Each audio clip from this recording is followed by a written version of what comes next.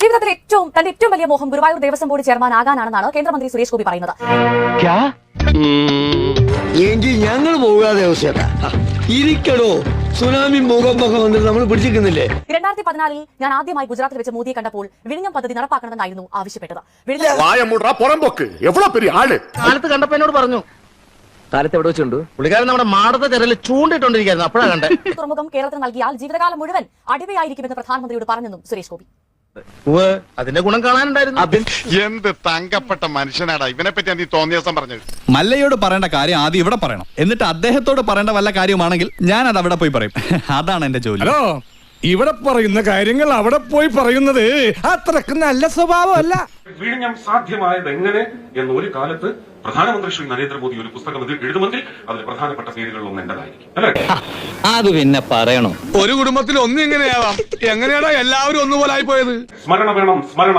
അത് പറഞ്ഞ് തർക്കിക്കാൻ ഞാനില്ല. നീ നല്ല പയ്യനാണ്. നിന്നെ കണ്ടപ്പോഴേ എനിക്കത് അറിയാമായിരുന്നു. 2014 മാർച്ച് 5 ഞാൻ എന്റെ നേതാവിനെ കണ്ടെത്തി ഗുജറാത്തിൽ പോയി.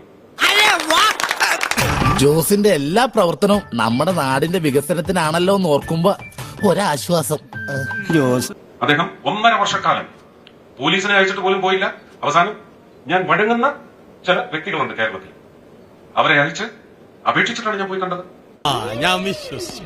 കണ്ട് ഞാൻ അദ്ദേഹത്തിന്റെ മുന്നിൽ വെച്ച ചാർട്ടർ ഓഫ് ഡിമാൻഡ്സിൽ ആദ്യത്തേത്, അങ്ങ് ഇന്ത്യൻ പ്രധാനമന്ത്രി ആയാൽ കേരളത്തിന് വിഴിഞ്ഞം പദ്ധതി തരണം, തന്നാൽ ഞാൻ എന്റെ ജീവിതകാലം മുഴുവൻ അങ്ങയുടെ അടിമയായിരിക്കും എന്ന് ഞാൻ അന്ന് പറഞ്ഞെങ്കിൽ ഞാൻ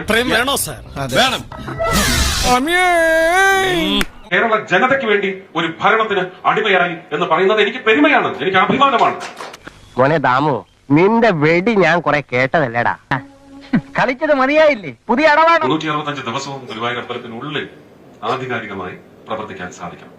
ഞാൻ ആഗ്രഹിക്കുന്ന ഏറ്റവും വലിയ position is only the chairman of the Guruvayur Devaswom board.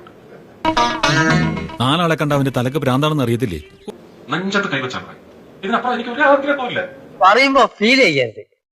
നിങ്ങൾക്ക് ഈ പണി പറ്റിയതല്ല. നിങ്ങൾക്ക് ആ പഴയ പണിയാണ് നല്ലത്, കേട്ടോ? അത്രയേ ഉള്ളൂ. നിങ്ങളത് പുച്ഛമായി കാണാതെ.